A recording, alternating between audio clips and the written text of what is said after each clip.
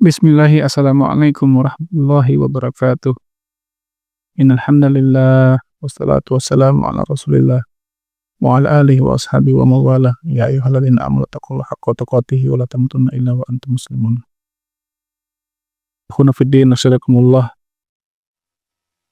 Setelah kita membahas masalah takwa dan tanda-tanda takwa, ya, maka sekarang adalah tentang fadilah takwa.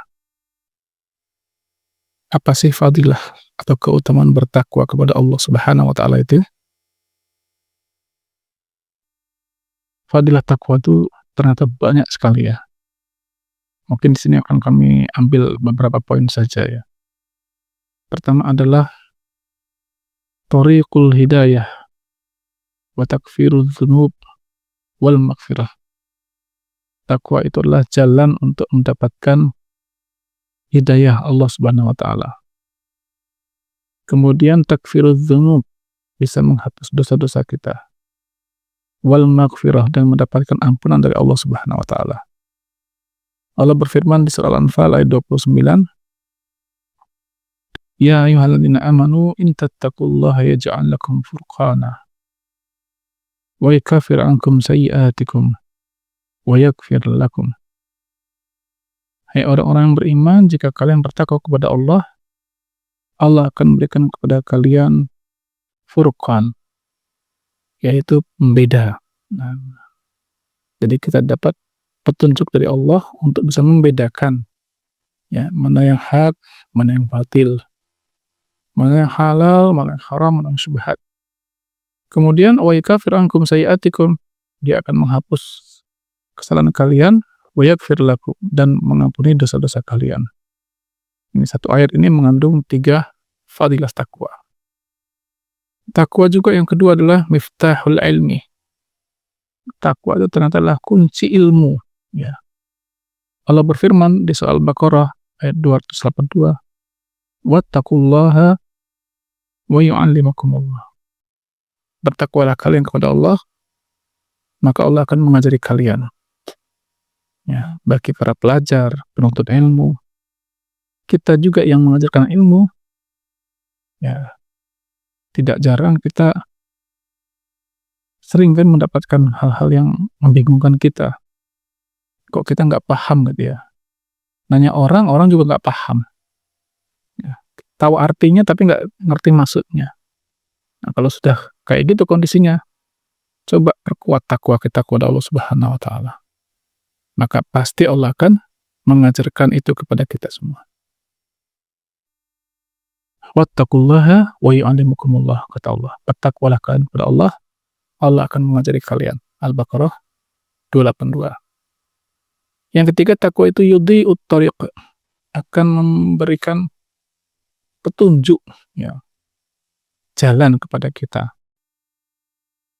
Allah berfirman di surah Al-Hadid ayat 28, Ya ayyuhalladzina amanu taqullaha wa aminu birasulihi yu'tikum kiflaini min rahmatihi wa yaj'al lakum nuran tamshuna bihi. Hai orang-orang beriman, bertakwalah kalian kepada Allah dan berimanlah kepada Rasulnya. Niscaya Allah akan memberikan 2 bagian dari rahmatnya dan menjadikan kalian, ya, cahaya untuk petunjuk bagi jalan kalian. Masya Allah. Ya. Selanjutnya yang keempat, takwa itu yaqbalu al-amal. Ya. Dengan takwa itu bisa membuat amal kita diterima oleh Allah Subhanahu wa taala. Allah berfirman, ya, di surah Al-Maidah 27, Innama yataqabbalullah minal muttaqin. Sesungguhnya diterima oleh Allah dari amal-amal itu harusnya dari orang-orang yang bertakwa. Selanjutnya, yang kelima, takwa itulah miftahu taisir warizqul wafir. Kunci untuk kemudahan dalam hidup dan rezeki yang banyak, ya.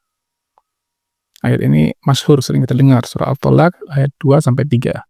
Wa may yattaqillaha yaj'al lahu makhraja wa yarzuquhu min haitsu la yahtasib. Siapa yang bertakwa kepada Allah, pasti Allah berikan dia jalan keluar, ya, jalan keluar dari semua kesulitan kita. Kemudian wa yarzuquhu min haitsu la yahtasib, dia Allah akan memberi kalian rezeki dari jalan yang tidak disangka-sangka. Ya, kalau kita bertakwa kepada Allah, takut kepada Allah, komitmen dengan syariat Allah, Allah kasih kita jalan keluar dari kesulitan hidup kita dan memberikan kita rezeki yang tidak disangka-sangka. Selanjutnya, takwa itulah sababu dijalbil barakah. Salah satu sebab untuk mendapatkan barokah, ya, dari Allah Subhanahu wa taala. Ya, barokah itu kalau kata para ulama, definisinya ziyadatul khair, menambahnya kebaikan, ya, dalam seluruh aspek hidup kita.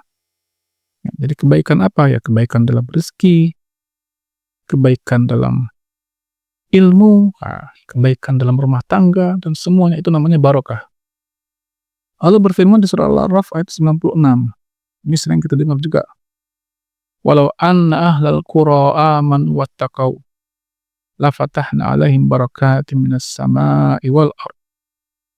Seandainya penduduk negeri itu beriman kepada Allah dan mau bertakwa. Nah, seandainya saja kata Allah, ya, penduduk negeri itu mau beriman dan bertakwa, kami bukakan kepada mereka barakah-barakah dari langit dan bumi. Masya Allah. Ya, jadi istilahnya mafhum mukhalafahnya, ya, artinya kebalikannya, ya. Kalau kita ini sekarang tertutup, ya, rezeki dari langit dan bumi, ya, nggak ada barokahnya, jangan-jangan kita kurang bertakwa kepada Allah Subhanahu wa taala. Negeri kita ini kurang apa kayaknya, kan? Tapi, nah, masyarakatnya hidup dalam kemiskinan. Bisa jadi karena orang-orang kita tidak, ya, beriman dan bertakwa kepada Allah Subhanahu wa taala. Ya, kita sudah singgung di video sebelumnya, kan, terlalu banyak kerusakan, ya, di masyarakat kita. Maka bertakwalah kepada Allah. Mudah-mudahan Allah membukakan pintu-pintu rezeki bagi kita dari langit dan dari bumi. Nah, sebagai penutup, ya, Nabi SAW itu ternyata mengajarkan kita juga, ya, untuk memanjatkan doa agar jiwa kita ini diberikan ketakwaan oleh Allah Subhanahu wa taala. Agar jiwa kita ini disucikan oleh Allah Subhanahu wa taala.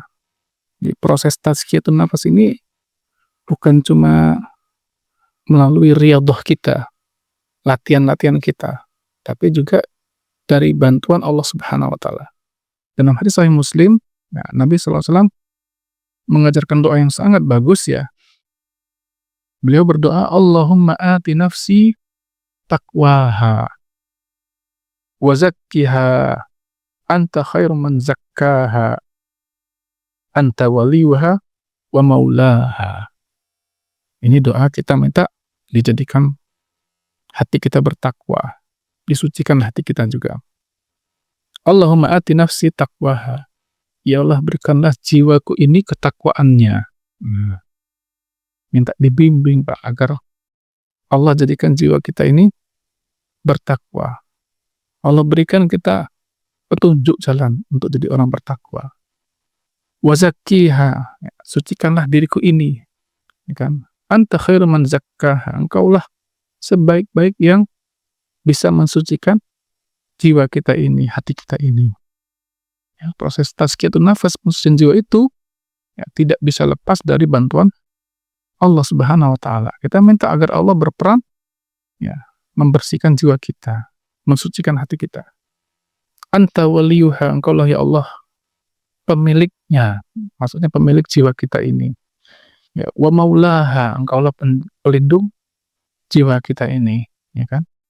Kepasrahan kita kepada Allah Subhanahu wa taala, minta petunjuk agar jiwa kita ini dijadikan yang bertakwa, condong kepada Allah Subhanahu wa taala, agar jiwa kita dibersihkan dari segala macam kotoran-kotoran, penyakit-penyakit hati ini.